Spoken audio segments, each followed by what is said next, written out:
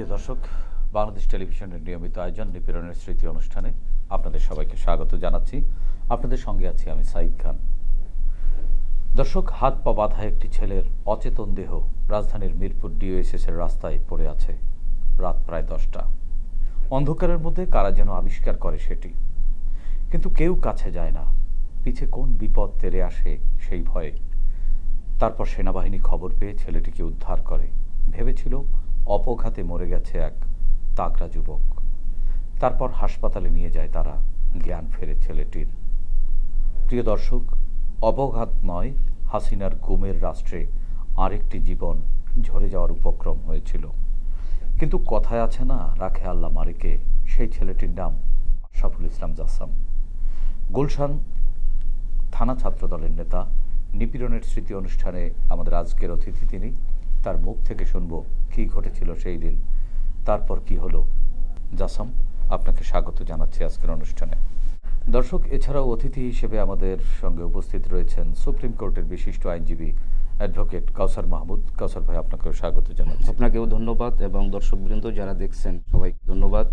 প্রিয় দর্শক, মূল আলোচনায় যাওয়ার আগে আমরা আওয়ামী নিপীড়নের শিকার আশরাফুল ইসলাম জাসামের উপর নির্মিত একটি ছোট্ট প্রতিবেদন দেখে নেব।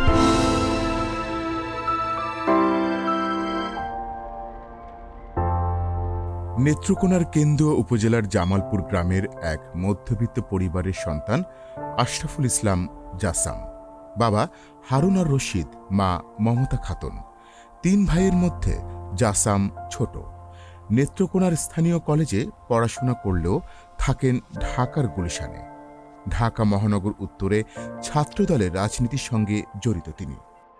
জাসামদের 3 ভাইয়ের মধ্যে 2 জনই জাতীয়তাবাদী রাজনীতির সঙ্গে যুক্ত। রাজধানীতে দলীয় কর্মকাণ্ডে সরব উপস্থিতি থাকে তার। সে কারণেই তাকে লক্ষ্যবস্তু বানায় হাসিনার পুলিশ। একদিন মিছিল শেষ করে নয়াপল্টন দিয়ে সেগুনবাগিচা হয়ে বাসায় ফিরছিলেন জাসাম। সেখান থেকে তাকে আটক করে ডিবি পুলিশ। কোনো মামলা কিংবা সুনির্দিষ্ট কোনো অভিযোগ না থাকলেও তাকে গাড়িতে উঠিয়ে চোখ মুখ হাত পা বেঁধে নির্যাতন শুরু করে তারা। তারপর 3 দিন একটি জায়গায় আটকে রেখে চলে নির্মম পুলিশি নির্যাতন। এই সময়ের মধ্যে কেবল একবার একটু পানি দেওয়া হয় জাসামকে। এরপর একদিন রাতে মিরপুরের একটি স্থানে বালুর স্তূপের পাশে তাকে ফেলে রেখে চলে যায় হাসিনার পুলিশ। লোকেরা ভেবেছিল রাস্তায় পড়ে থাকা হাত পা বাঁধা যুবকটি মরে গেছে। সে কারণে কেউ তাকে ধরেনি। চারপাশে ভিড় জমে যায়। সেখান থেকে সেনাবাহিনীর সদস্যদের একটি দল জাসামকে উদ্ধার করে চিকিৎসার ব্যবস্থা করে। বেঁচে যায় জাসাম। দীর্ঘ আওয়ামী নিপীড়নের জাসাম একটি চোখ হারিয়েছেন। শরীরের রন্ধ্রে রন্ধ্রে তার নিপীড়নের চিহ্ন। চিকিৎসকরা বলছেন জাসামকে আজীবন হাসিনার ফ্যাসিবাদের এই চিহ্ন বয়ে বেড়াতে হবে। অথচ দেশের জন্য, দেশের মানুষের জন্য কাজ করার স্বপ্ন দেখতেন এই জাতীয়তাবাদী যোদ্ধা। কিন্তু কে জানত খুনি হাসিনা জাসামের সেই স্বপ্নকেও ধূলিসাৎ করে দেবে।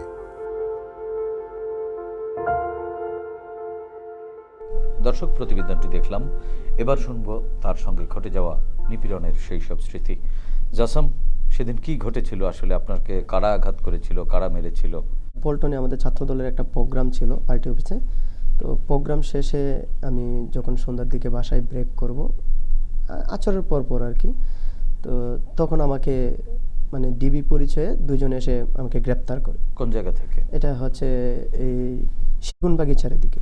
এখান থেকে আমাকে 2 জন এসে গ্রেপ্তার করে। গ্রেপ্তার করার পরে হুড়াহুড়ি করতেছে, তার কারণ আমার নামে কোনো তো মামলা নেই। আমি তাদেরকে বললাম যে আপনারা মামলার ওয়ারেন্ট দেখান, দেখার পরে আপনারা যেখানে নিয়ে যাবেন আমি যাব, কোনো প্রবলেম নেই। পরে 2 জন মুরব্বী আসলো, আয়সা বললো যে আপনাকে যে ছেলেটাকে ওই দস্তাদস্তি করতেছেন ছেলেটার সাথে, আসলে এই ছেলেটার মামলার ওয়ারেন্ট আছে আপনাদের কাছে? বলে যে না, ওয়ারেন্ট নাই, ও তো আসামি, ওর ওয়ারেন্ট আমাদের কাছে এখন না, আমরা এদিকে যাচ্ছিলাম, ওকে পাইছি, তাই আমরা গ্রেপ্তার করলাম। তারা একটা হাইস নিয়ে আসছে, ওই হাইসে নিয়ে আমাকে উঠাইছে। উঠানোর পরে ওইখানে আরও প্রায় 4-5 জন ভিতরে ছিল।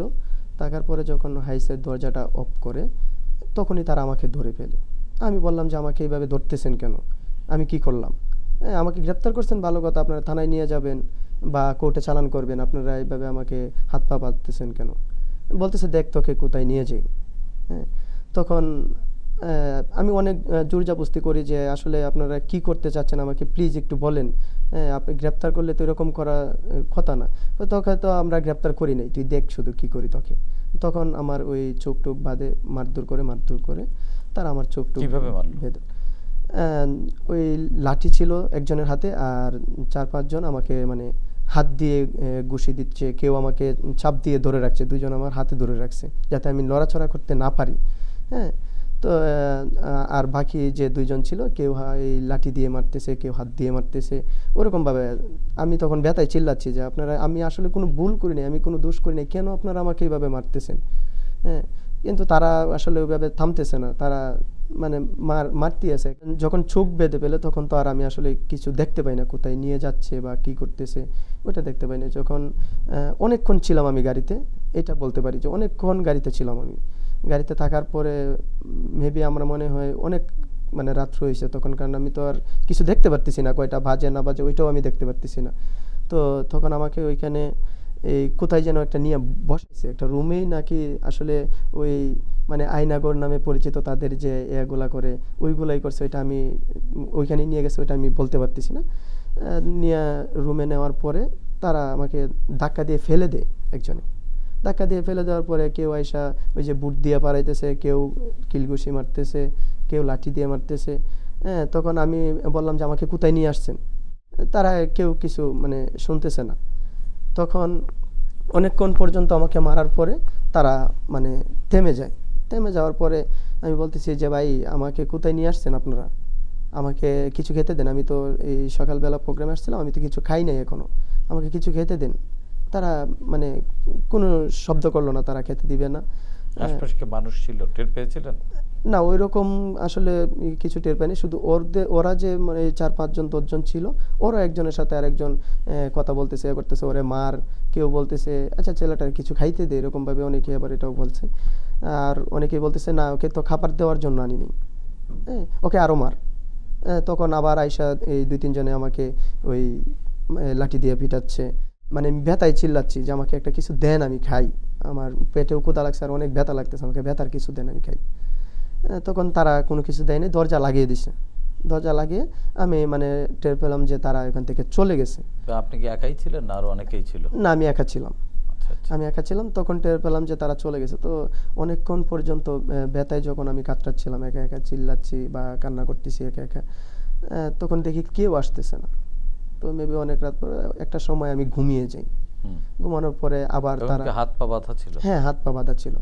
কি দিয়ে বাঁধা ছিল হাত পা? এটা হচ্ছে ওই মেবি কি যেন একটা কালো কাপড়ের মতন, রশির মতন আর কি, লম্বা, ওটা হাত পিছনে নিয়ে তারপরে মানে হাতটা পাও বাঁধা ছিল? হ্যাঁ, পা বাঁধা ছিল, পাগুলো ওইভাবে রাইখা তারা বেঁধে ফেলছে পা। তখন আমি ওইভাবে মানে পয়রা ছিলাম, পয়রা থেকে আমি ঘুমিয়ে যাই।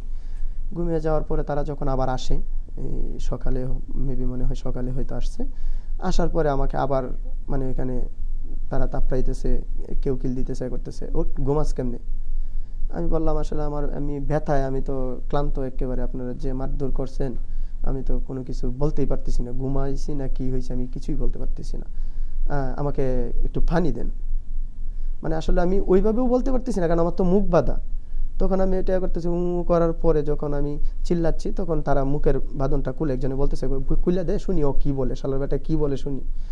তখন খোলার পরে আমি বললাম যে ভাই আমাকে একটু পানি দেন, আমার প্রচুর পানি পিপাসা লাগছে আর গরম লাগতেছে প্রচুর, আপনারা কোথায় আইনা রাখছেন, আমাকে কোনো কিছু সাউন্ড পাচ্ছি না, কিচ্ছু পাচ্ছি না, কেউ আসতেছে না, আমাকে খাবার দিচ্ছেন না কেন? হ্যাঁ, তখন এই একজন আসছে, একটা পানির বোতল নিয়ে আসছে, আয়সা পানিটা তাদের হাতেই আমার মুখে ধরে রাখছে যে না খা।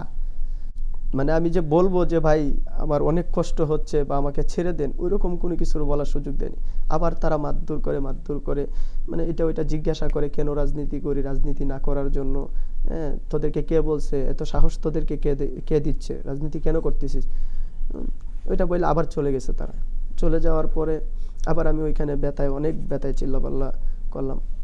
করার পরে তারা যখন আসলো আবার আইসে, মানে তারা আসার সময় মারে, যাওয়ার সময় মারে, একটাই তাদের, যতক্ষণ থাকবে ততক্ষণই তার। কি দিয়ে মারে? এটা মেবি মানে চোখ বাঁধা ছিল তো আসলে ওইটা তো আমি বলতে পারি না, তবে লাঠির মতন ছিল আর কি, আমি অনুভব করতে পারলাম লাঠি। আর তাদের মানে হাতগুলো অনেক শক্ত ছিল, যে হাত দিয়ে আমাকে মানে মারতেছে, করতেছে, কিলঘুষি দিচ্ছে। তখন আবার যখন আসে, তখন আসার পরে আমাকে, আমি আবার ওই যে চিল্লাইতেছি, তখন আমার, এটা কি মানে এই প্রথম দিন? হ্যাঁ প্রথম দিন। আমি এই ইয়াতে আমি পর্যন্ত এই প্রস্রাব করে দিছি আমার কাপড়ের মধ্যে, কারণ আমি তো যাইতে পারছি না, আমার পা বাঁধা, হাত বাঁধা। পরে যখন আবার আসছে, আবার আমার মুখের বাঁধটা খুলছে, কি বলতেছে, আমি বলছি আমি একটু ওয়াশরুমে যাব, আমাকে একটু ওয়াশরুমে যেতে দেন। কি করবি এখানে কর। আমি বললাম আমি তো ভাই যাচ্ছি না, আমার তো আপনার হাত পা বাঁধতে রাখছে, আমার হাত দরকার মনে হয় বাঁধা থাকতো, আমাকে একটু ওয়াশরুমে যেতে দেন। তোর কি লজ্জা লাগছে নাকি, কি করবি এখানে কর।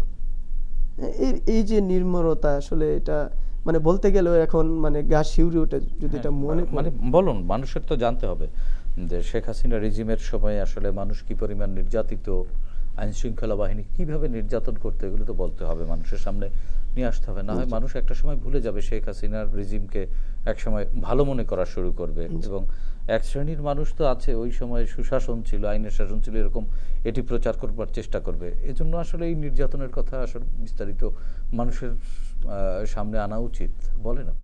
যখন আবার আসলো তারা, আমার ওই হাত বাঁধা অবস্থায় তারা আমাকে উঠে দাঁড় করাইছে, কারণ পাগুলো তো এইভাবে মানে করে বানছে, আমি দাঁড়াইতে পারতেছি না। তখন আমি বললাম যে আমি পায়ে ব্যথা পাচ্ছি, আমাকে ওই পাগুলোর এটা মানে খুলে তারপরে আমাকে দাঁড় করান। বলতেছে না, তোরে তো আমরা দাঁড় করাবো না, তোকে বসাচ্ছি একটা জায়গায়। তখন আমাকে নিয়ে একটা চেয়ারে বসায়, চেয়ারে বসায় ওই জায়গায় আমাকে মানে ভাদে তারা বাইদা, তারপর আবার আমাকে এই একইভাবে নির্মম মানে নির্যাতন চালায় আমার উপরে। দ্বিতীয় দিনের নির্যাতনটা হচ্ছে আপনার এই চেয়ারে বসায় রাখার পরে যখন তারা আসছে, আসার পরে আমি আমার মুখটা তখন খুলে দিছে, কিছুক্ষণ মারধর করে করার পরে আমার মুখটা খুলে দিছে। আমি বললাম যে ভাই আমি আর পারতেছি না, আমাকে আপনারা মেরে পেলেন, তবু আমার চোখের বানটা একটু খুলেন, আমি শুধু একটু দেখতে চাই আমি কোথায় আছি বা আপনারা কারা, আমি শুধু আপনাদেরকে একটু দেখতে চাই।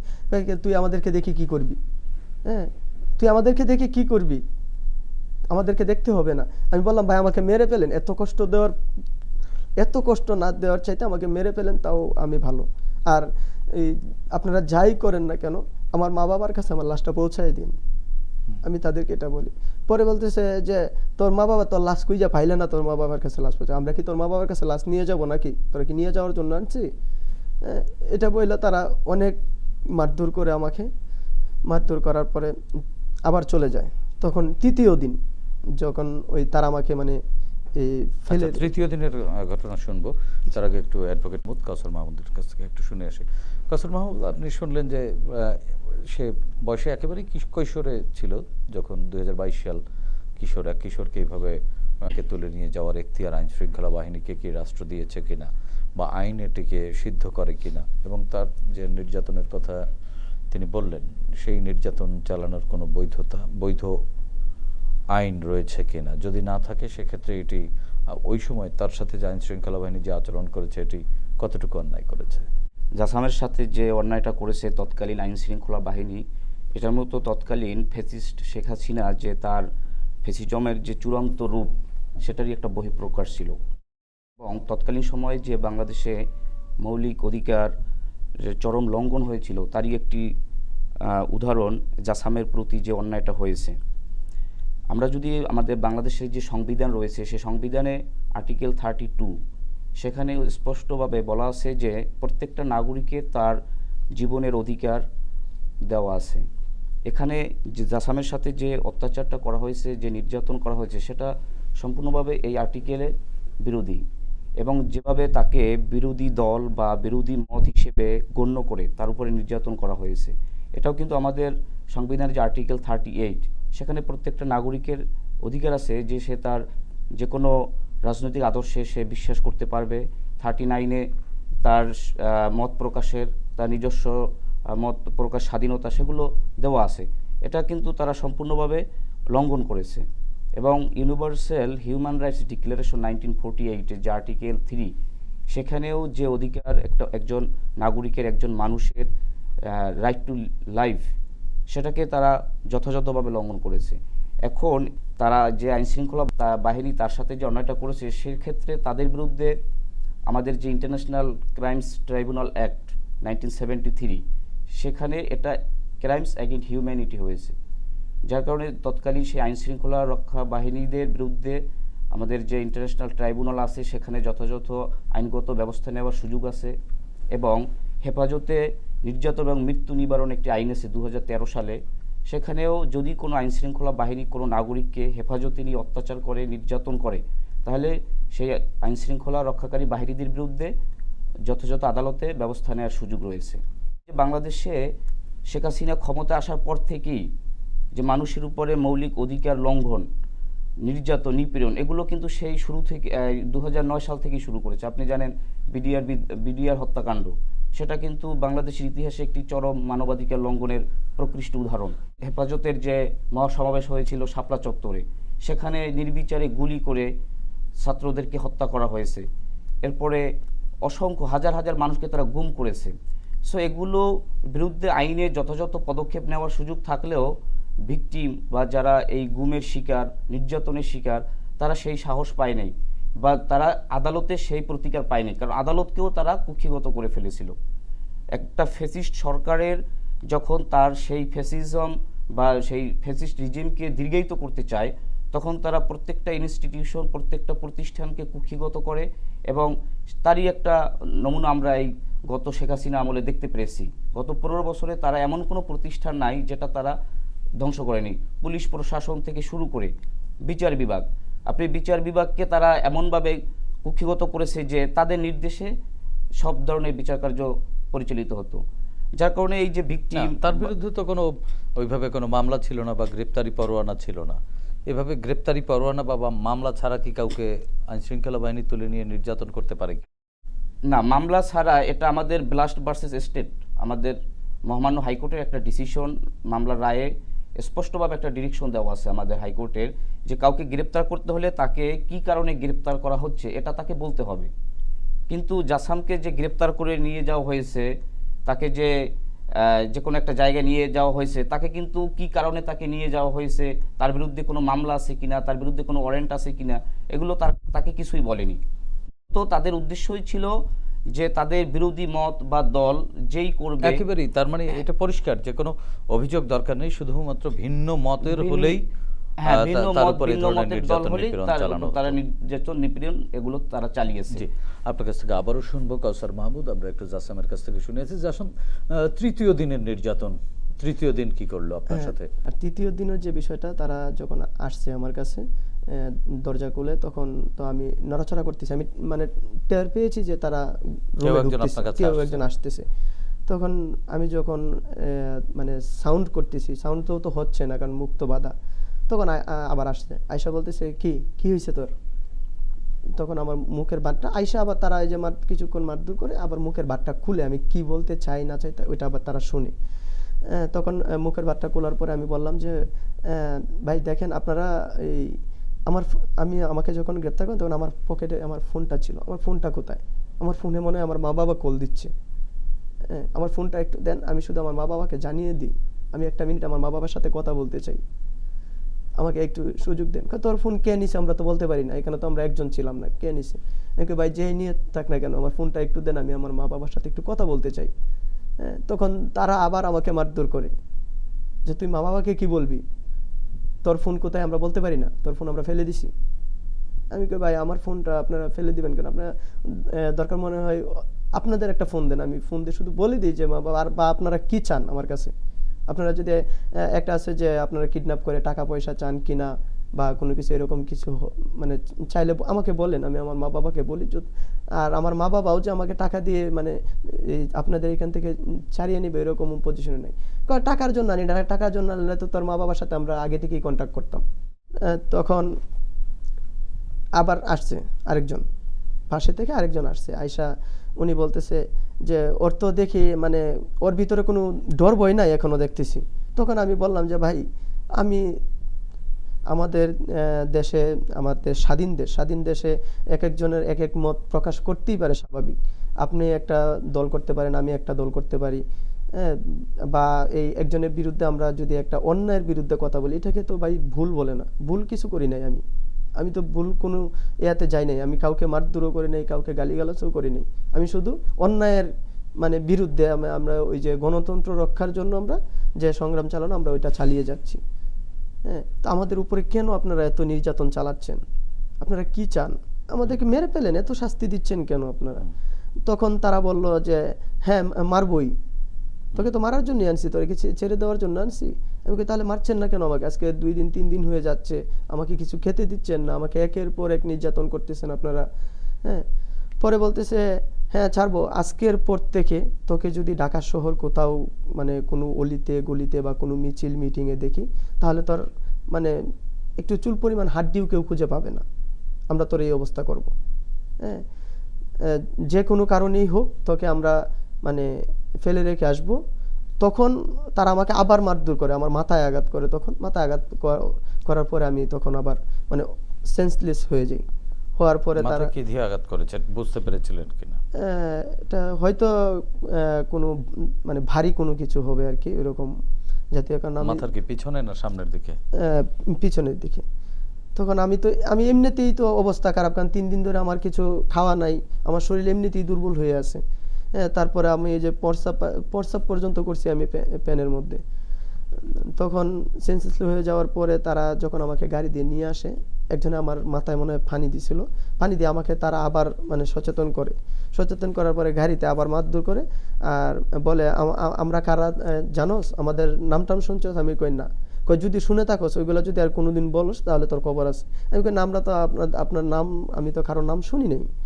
তখন কি চোখ হাত বাঁধাই? হ্যাঁ, চোখ হাত বাঁধে, আমি কারোর নাম শুনি নাই। আমি কে আপনারা বা কিসের জন্য ধরছেন এখনো পর্যন্ত আপনারা বলেন নাই, শুধু একটাই বলতেছেন যে আমি কেন মিছিল মিটিংয়ে যাচ্ছি, আমি কেন এত বাড়াবাড়ি করছি। হ্যাঁ, আমি মিছিল মিটিংয়ে না যাওয়ার জন্য, এটাই শুধু বলতেছেন আপনারা। তো এটা তো আমার শরীরে যতক্ষণ পর্যন্ত একদিন গাড়িতে উঠিয়ে কি আবার মারলো? হ্যাঁ, গাড়িতে উঠিয়ে আবার মারছে। কি দিয়ে মারলো গাড়িতে উঠিয়ে? গাড়িতে উঠিয়ে তারা ওই যে 2-3 জন আমাকে ধরে রাখছে, আর ওরা মানে এই ঘুষি দিতেছে নাকে মুখে, মানে যে যে জায়গায় পারে এরকম আর কি সিস্টেমটা। তো তখন তারা আমাকে মানে ফেলে রেখে যাওয়ার আগে বললো যে আজকের পর থেকে তোকে যাতে ঢাকা শহর কোনো দিনই না দেখি। কোথায়? এটা হচ্ছে মেবি ওই ক্যান্টনমেন্ট, মিরপুর ক্যান্টনমেন্ট। আপনাকে যখন ফেলে রাখে তখন কি আপনি টের পেয়েছিলেন? না, তখন আমি টের পেয়েছি বলে তখন আমি মানে মোটামুটি মানে শুধু বলতে পারি, লাড়াচাড়াও করতে পারতেছি না। 3 দিন যাবত খাবার নাই, কোনো কিছু নাই, শুধু আমার ভিতরে যে আমার নিঃশ্বাসটা আছে এতটুকুই, আমি জোরে কথাও বলতে পারতেছি না। তখন তারা ফেলে যাওয়ার পরে আমি যখন ওই জায়গায় পড়েছিলাম, আমি তো লড়াচড়া করতে পারতেছি না, কারণ হাত পিছন দিয়ে বাঁধা, পা বাঁধা, চোখ বাঁধা, মুখও আবার বেঁধে ফেলছে। বাইদা ওইখান থেকে গাড়ি থেকে আমাকে নামাইছে। নামানোর পরে 3-4 জন আমাকে ধরে একটা জায়গায়, মানে ওই বালু ছিল ওইখানে, প্রচণ্ড বালু ছিল, হয়তো কোনো ওই বিল্ডিং করার জন্য ওইখানে বালু রাখা হয়েছে। ওই বালুর চরের মধ্যে নিয়ে আমাকে মানে ফেলে রেখে আসার পরে যখন ওই আমাকে সেনাবাহিনীরা উদ্ধার করে। রাত কয়টার দিকে? এটা মেবি রাত 10টা-11টা এই টাইম আর কি। তো তখন তারা ওই যে এলাকাবাসী আছে তাদের সহায়তা নিয়ে আমাকে একটা ফার্মেসিতে নিয়ে যায়। ওইখানে নিয়ে ওখানে কি মানে তারা পেয়েই তার হাত পা খুলে দিল? হ্যাঁ, না, তারা পেয়ে প্রথমে কেউ আমাকে ধরতেছে না, তারা কেউ আপনি কি টের পাচ্ছিলেন? হ্যাঁ, আমি মানে তাদের কথাবার্তা শুনতেছি, কিন্তু আমি তো কিছু বলতে পারতেছি না, আমার মুখ বাঁধা। তারা আমাকে ধরতেছে না কেউ আইসা। একজন সেনাবাহিনী ডাক দিয়ে আপনি কি নড়াচড়া করছিলেন? নাড়াচাড়া করে আমার ওই রকম শক্তি তো আমার ছিল না, কারণ 3 দিন পর্যন্ত আমি অনাহারে একেবারে অবস্থা আমার এমনিতেই মানে খারাপ। তখন এলাকাবাসী যখন আসে, এলাকাবাসী আইসা মানে একজন হয়তো অনেকেই বলতেছে যে এটা ধরলে সমস্যা হবে, পুলিশকে খবর দেন বা একে খবর দেন। তখন সেনাবাহিনীর লোকে সে নিজে করে আমাকে একটা ফার্মেসিতে নিয়ে যায়, চোখ টোক খুইলা ফার্মেসিতে নিয়ে যাওয়ার পরে কিছুক্ষণ পর তারা আমাকে ওই যে স্যালাইন দেয় এবং কি মানে বিভিন্ন খাবার টাবার দেয়। খাওয়ানোর পরে কিছুক্ষণ পরে বলতেছে যে আপনার বাড়ি কোথায় বা আপনার সাথে আপনাকে কে এরকম করছে। তখন আমি তাদেরকে ওই বিবরণটা বললাম যে আমি তো আসলে এই কোনো পারিবারিক দ্বন্দ্বের জন্য না, এটা আমাকে পল্টন থেকে ওই তারিখে আমি প্রোগ্রামে গিয়েছিলাম, প্রোগ্রাম থেকে বাসায় ফেরার পথে তারা আমাকে গ্রেপ্তার করার পরে আমার এই অবস্থা করে। তখন তারা বলে যে আপনার সাথে তো কিছুই নেই, ফোন টোন বা টাকা পয়সা কিছুই নেই, আপনার বাসা কোথায়? তখন আমার এইরকম অবস্থা ছিল যে আমার বাসাটা কোথায় সেটাও পর্যন্ত আমি বলতে পারতেছি না, মানে সব কিছু হয়ে গেছে। তখন তারা আমাকে প্রায় 1-2 ঘন্টা ওই জায়গায় রাখে, মানে রেস্টে রাখে আর কি, আর খাবার টাবার দিচ্ছিল। কিছুক্ষণ পর তারা আসে, আয়সা বলতেছে যে ভাই আপনার কিছু মনে পড়তেছে, আপনার বাড়িটা কোথায় বা আপনার বাসা কোথায় ঢাকায়, আপনি কি ঢাকায় থাকেন? আমি কই জি আমি ঢাকায় থাকি। হ্যাঁ, তো আপনার বাসা কোথায়? আমি বললাম যে আমার বাসা ওই গুলশান লিঙ্ক রোডের ওইদিকে, আর আমার ভাই থাকে মিরপুর 14 নম্বরে। ভাই একটা বেসরকারি প্রতিষ্ঠানে জব করে, ওনার ওই জায়গায় থাকে। তো পরে বলতেছে আপনার ভাইয়ের নাম্বার আছে আপনার কাছে? আমি বলি নাম্বার তো আমার তো ফোন টোন সব কিছু নিয়ে গেছে, তো একটু আমাকে সময় দেন, আমি একটু মানে চিন্তা আমার মুখস্থ ছিল কিন্তু আমি এখন বলতে পারতেছি না, আমাকে একটু সময় দেন, আমি একটু মানে সুস্থ হই। তারপরে পরে কিছুক্ষণ সুস্থ হওয়ার পরে আমাকে আমার বড় ভাইয়ের নাম্বার আমি তাদেরকে দিই। তখন আমার বড় ভাই এলাকায় ছিল, এলাকা থেকে মানে ঢাকায় আমাকে এই যে খোঁজার জন্য আর কি, তারা তো বিভিন্ন জায়গায় আমাকে খোঁজার জন্য হতাশ, আমাকে খুঁজে পাচ্ছে না কোথাও, বিভিন্ন এই যে পুলিশের কাছে বা এই ডিবি অফিসে সব জায়গায় যাচ্ছে তারা আমাকে খোঁজার জন্য, কিন্তু কেউ আমার কোনো উদ্দেশ্য দিচ্ছিল না তাদেরকে, মানে কোনো কিছুই বলতেছিল না। তারা শুধু বলতেছিল আমাদের প্রশাসনের লোকেরা এরকম করে নাই, আমরা এটা জানি না, আমরা তার খবর জানি না। এরপরে আপনার বড় ভাই খোঁজ পেয়ে আপনি বাসায় গেলেন? হ্যাঁ, তারপর আমার বড় ভাই খোঁজ পেয়ে আমাকে ওইখান থেকে বাসায় নিয়ে আসে। কারা? ওই সেনাবাহিনীর ওই সেনাবাহিনীর লোকদের সহযোগিতায় আমার ভাই নিয়ে আসে আমাকে বাসায়। তারপরে চিকিৎসা নিয়েছিলেন কোথায়? তার মানে বাসায় ওইরকম ভাবে এই যে ফার্মেসি থেকে আমাকে ওষুধ টষুধ দেওয়া হয়েছে, বলছে যে রেস্ট করলে এটা ঠিক হয়ে যাবে, আসলে আপনি তো ক্ষুধার্ত ছিলেন অনেক, আর তারা আপনাকে মারধর করছে, এখানে ব্যথার ট্যাবলেট দেওয়া আছে। তখন মানে এই অবস্থা ছিল, আমার শরীরটা পুরাটা মানে ওই ফুলে গেছিল তাদের এই যে জায়গায় আমাকে। আপনি কি বুঝতে পারছিলেন যে তারা কোন বাহিনীর লোক? তাদের একটা কার্ড ছিল মেবি এখানে, এই যে প্যান্টের এতে ছিল কার্ডটা, তারা বললো যে আমরা ডিবির, আচ্ছা ডিবি থেকে আসছি। জি, আপনার কাছ থেকে শুনবো জাসাম, অ্যাডভোকেট কাউসার মাহমুদ, তাকে কোনো মামলায় গ্রেপ্তারও করা হয়নি, বা জাস্ট তুলে নিয়ে 72 ঘন্টা এভাবে আটকে রাখা হলো এবং চোখ হাত পা বেঁধে অজ্ঞাত একটি জায়গায় ফেলে রাখা হলো। এটি আসলে আইনের কোন জায়গায় স্থান দিবেন এই জায়গায়? গত 15 বছরের চিত্র দেখেন বাংলাদেশে, এরকমের অনেক ঘটনাই ঘটেছে। সমস্যাটা হলো এখানে যেহেতু কোনো সাক্ষী থাকে না, যার কারণে এবং কোর্টে যখন মামলাটা করতে যায় একজন ভিকটিম, তারও অনেক ধরনের ঝুঁকি থাকে, তারও আরো নির্যাতন হওয়ার সম্ভাবনা আরো বেড়ে যায়, হুমকি থাকে তার উপরে। এমন আছে যে অনেকে মামলা করতে গেছে, কোর্ট প্রাঙ্গণ থেকে তাকে উধাও করে নিয়ে গেছে, তার ফ্যামিলির উপরে নির্যাতন করা হয়েছে। তো এই ঘটনাগুলো আমাদের গত 15 বছরের একটা চিত্র ছিল বাংলাদেশে। যেহেতু মানবাধিকারের একটা চরম লঙ্ঘন, আমাদের আইন বিভাগের, বিচার বিভাগের যে ধরনের শক্ত পদক্ষেপ গ্রহণ করা উচিত ছিল, যারা ভিকটিম ছিল, যারা এই নির্যাতনের শিকার ছিল, তারাও সেভাবে বিচার বিভাগ তাদের সেই প্রতিকারটা দিতে পারেনি, ব্যর্থ হয়েছে। কিন্তু এখন এই 5ই আগস্টের পরে, জুলাই বিপ্লবের পরে আমাদের যে বর্তমান পরবর্তী পরিস্থিতি, বিচারের মুখোমুখি করবার এক ধরনের সুযোগ, হ্যাঁ, এখন এই পরিস্থিতিতে আমরা তাদের সেই বিচারে মুখোমুখি করার সুযোগ আছে। এবং যারাই নির্যাতিত হয়েছে, যারা জাসাম, আপনি কি এই ঘটনায় মামলা করেছেন এখনো পর্যন্ত? কোনো না, আমি এখনো পর্যন্ত কোনো মামলা করিনি। তাহলে কাউসার মাহমুদ এখন কি এই ঘটনাটিকে মামলা করতে পারে কিনা, সেই সুযোগ জাসামের আছে কিনা? হ্যাঁ, সেই সুযোগ জাসামের আছে। সে যদি এখন চায়, সে ইন্টারন্যাশনাল ক্রাইমস ট্রাইব্যুনালে সে মামলা করতে পারে। এখানে যে তদন্ত অফিসার আছে, তার কাছে যদি তার সেই ঘটনাগুলো ওখানে বর্ণনা করে, তাহলে যারা এই নির্যাতনের সাথে জড়িত ছিল, তৎকালীন আইনশৃঙ্খলা রক্ষা বাহিনী এবং অন্যান্য আরও যদি কোনো অক্সিলারি ফোর্স থাকে, তাদের বিরুদ্ধে ইন্টারন্যাশনাল ক্রাইমস ট্রাইব্যুনালে যে ক্রাইমস এগেনস্ট হিউম্যানিটি যে অপরাধ, সেটা রুজু করে তাদেরকে আইনের আওতায় এনে যথাযথ বিচারের মুখোমুখি করা যায়, করার সুযোগ রয়েছে। ধন্যবাদ আপনাকে জাসাম। এরপরে আপনার একটি চোখ একেবারেই দেখেন না, চোখের আলো চলে গেছে, এটি কিভাবে হলো? 23 সালের 28 অক্টোবর নির্বাচনের আগে। তো তখন ওই যে বিএনপির মহাসমাবেশ ছিল, পাশাপাশি অপোজিটে ওই যে গুলিস্তানের ওই দিকে আওয়ামী লীগের প্রোগ্রাম হচ্ছিল। তো আমরা ওই প্রোগ্রামে অ্যাটেন্ড করার পরবর্তীতে বিএনপির মহাসমাবেশে উপস্থিত ছিলাম আমরা। অংশগ্রহণ করার পর আমি ছিলাম মূলত এই কাকরাইল মোড় থেকে। তো যখন ওই যে বিচারপতি বাসভবনের দিকে মেবি দুপুর 12টা-1টার দিকে ওইখানে সংঘর্ষ শুরু হয়, হ্যাঁ, পুলিশের সাথে বা ওই যে আওয়ামী লীগের লোকজনের সাথে সংঘর্ষ শুরু হয়। তখন ওইটা আস্তে আস্তে এদিকে চলে আসতে থাকে। তখন এই মানে চতুর্দিক দিয়ে, ওই পাশ দিয়েও তারা হামলা করে, এই মতিঝিলের ওই দিক দিয়া এবং কি ওই গুলিস্তানের ওই দিক দিয়া, মানে চতুর্দিক দিয়া সবাইকে একটা মানে ঘেরাও দিয়ে দেয়। মানে এত পরিমাণ তারা মানে যে টিয়ার গ্যাস এবং কি মানে গুলি করছিল, মানে চোখে কিচ্ছু দেখতে পাচ্ছিলাম না আমরা, যে আমরা কোথায় যাব কি করব। মানে গ্যাসের ইয়াতে আমরা যখন ওই যে রাস্তায় আগুন জ্বালিয়ে আমরা করি তো তখন তারা গুলি করার পরে ওই গুলি এসে আমার মানে চোখে এবং মাথায় লাগে। মাথায় লাগার পরে ওই আমাকে একজন ধরে নিয়ে যায়। এত ভয়াবহ চিত্র ছিল আপনার চোখে তখন। কি হয়েছিল সেটি বলুন। আমার চোখে আমি যখন ওই যে আগুনের নিঃশ্বাস নিচ্ছিলাম, যে ওই গ্যাসের জন্য তো আমরা কিচ্ছু ইয়া করতে পারতেছিলাম না, তখন নিঃশ্বাস নেওয়ার পরে পুলিশ আমাদের দিকে এগোচ্ছে গুলি করে করে, তখন তাদের একটা গুলি এসে আমার মানে আমার চোখে এবং মাথায় এই পাশে পুরোটাতেই লাগে।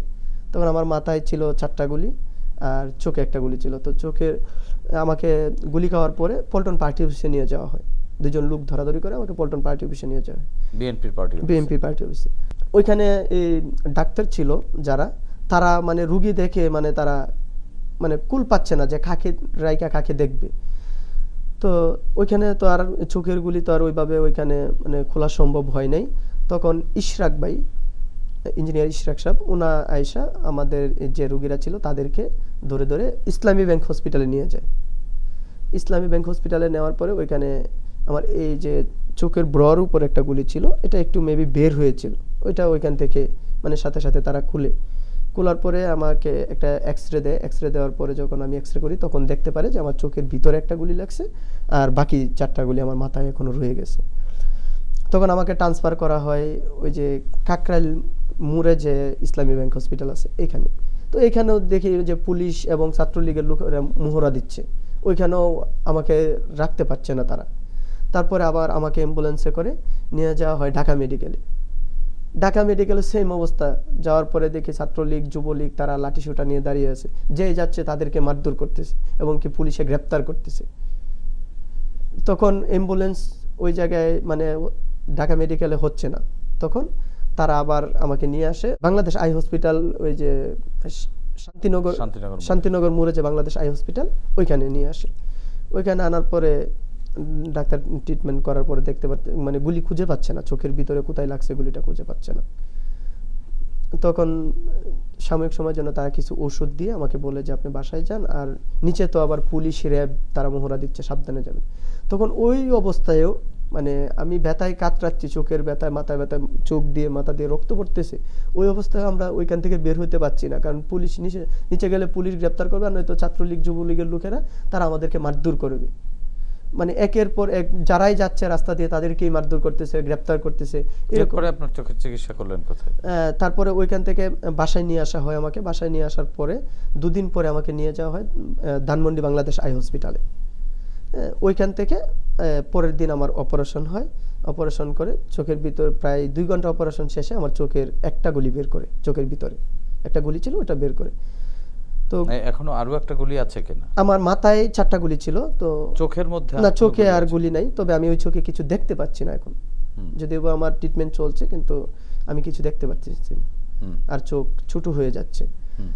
তারপরে আবার ওই আমার মাথায় 3টা গুলি রয়ে যায়, 4টা গুলি, ওইটা গত 2 মাস আগে আমি মানে ওই 5ই আগস্টের পরে গত 2 মাস আগে আমি ওইটা হসপিটালে ওই যে সোহরাদিতে আমি ওইটা ট্রিটমেন্ট করি, মানে ইনফেকশন হয়ে যায় আর কি একটা গুলি, তখন ওই জায়গায় ওইটা বের করে, তখন এই সোহরাদিতে বের করার পরে চোখের এখন কি ট্রিটমেন্ট চলছে আপনার? পরে সিঙ্গাপুরের কথা বললো। আসলে আমাদের তো ওই সামর্থ্য নাই যে সিঙ্গাপুর গিয়ে মানে চিকিৎসা করার। সিঙ্গাপুরে ট্রিটমেন্ট করলে কি চোখে দেখতে পাবেন এরকম কিছু বলছে? না, এরকম কিছু বলে নাই, বলছে যে হয়তো হতে পারে 50-50 হতে পারে। আবার এটা এই যে দেশে যে করতেছে এখানেও তারা একেবারে মানে প্রথম অবস্থায় বলে নাই যে আমি চোখে দেখতে পাবো না।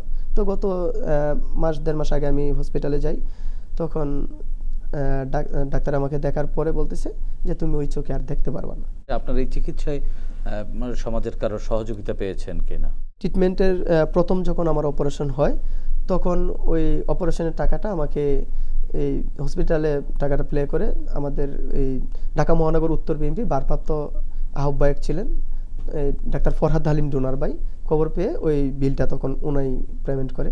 তারপরে দ্বিতীয়বার যখন অপারেশন হয় তখন আবার ওই বিলটা উনাই পেমেন্ট করে। আর প্রথম অবস্থায় যখন প্রথম দিন অপারেশন হয়েছিল তখন 10,000 টাকা আমার কাছ থেকে নেওয়া হয়েছিল।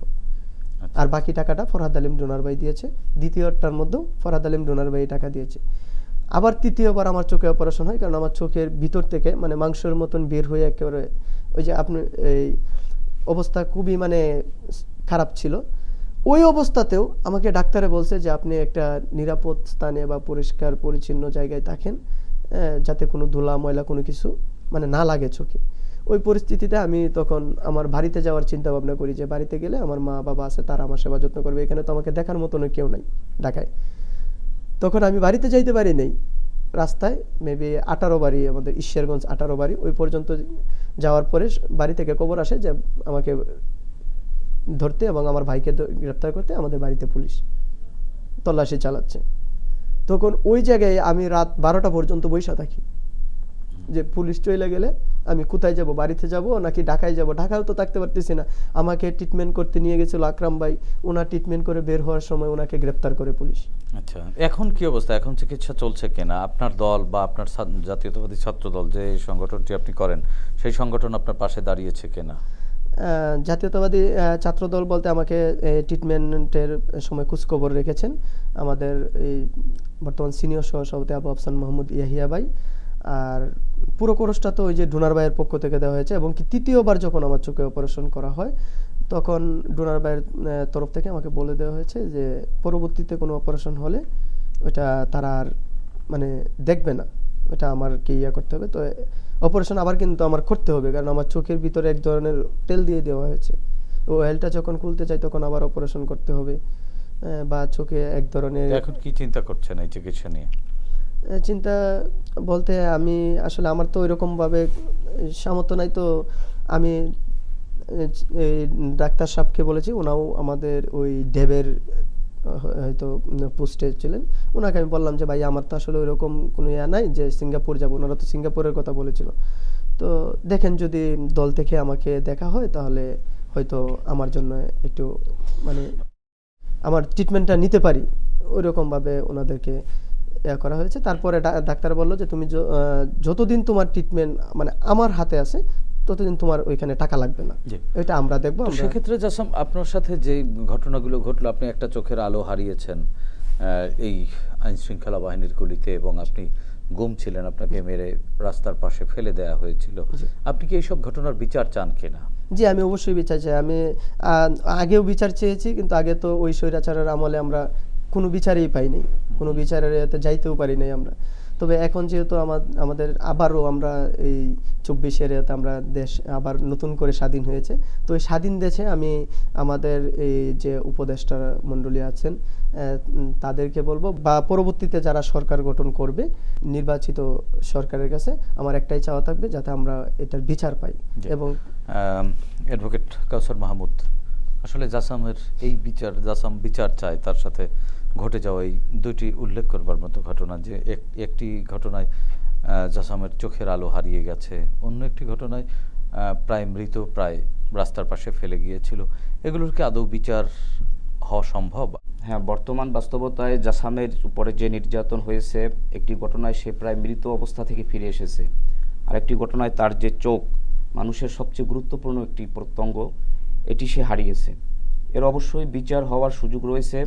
সেক্ষেত্রে জাসামের যেটা করতে হবে, সে জাসামের চোখে যারা গুলি করেছে সেই বাহিনী বা সেই সংস্থা, এর সে তো একজন শিক্ষার্থী, একজন স্টুডেন্ট এখনো, তো সে মামলা বা আইনি প্রক্রিয়ায় যদি যায়, এই জরিমানা তো তাদের দেওয়া উচিত, কারণ কোনো আইনশৃঙ্খলা বাহিনী তো কারোর চোখে গুলি করতে পারে না, এখতিয়ার রাখে না। যে আইনশৃঙ্খলা বাহিনী তার চোখে গুলি করেছে, তার চোখকে নষ্ট করেছে, এটা আদালতের মাধ্যমে আদালতই তাদেরকে জরিমানা করে সেই ক্ষতিপূরণ দেওয়ার একটা আদেশ দিতে পারে।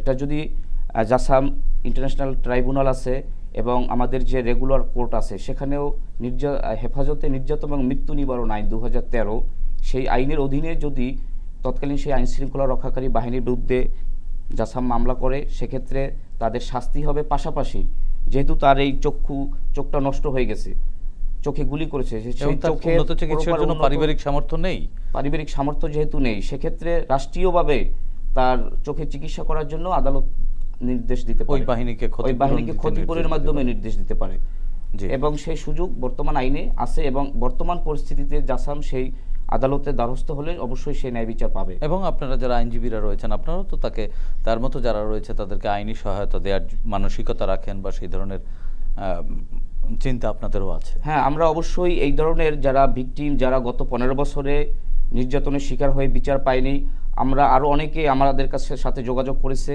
আমরা তাদেরকে আইনিগত সহায়তা দেওয়ার জন্য আদালতে, ট্রাইব্যুনালে আমরা তাদের মামলা রুজু করার ব্যবস্থা করেছি।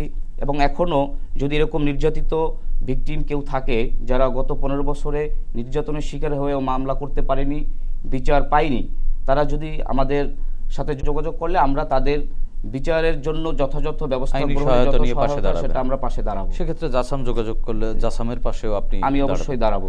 জি, ধন্যবাদ অ্যাডভোকেট কাউসার মাহমুদ, ধন্যবাদ জাসাম।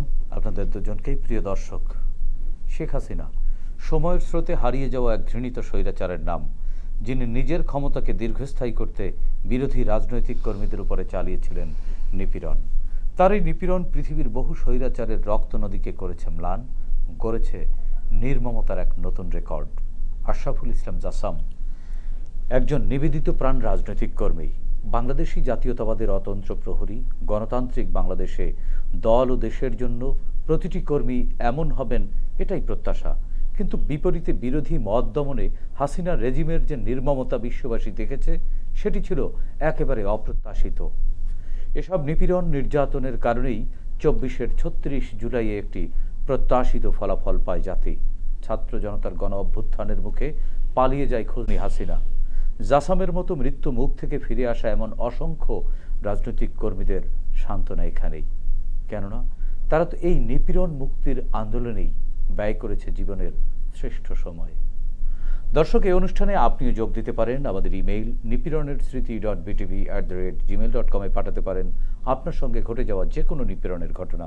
আগামীতে বাংলাদেশ টেলিভিশনের মাধ্যমে আমরা সেগুলো তুলে ধরব। সে পর্যন্ত সবাই ভালো থাকুন, সুস্থ থাকুন, বাংলাদেশ টেলিভিশনের সঙ্গেই থাকুন।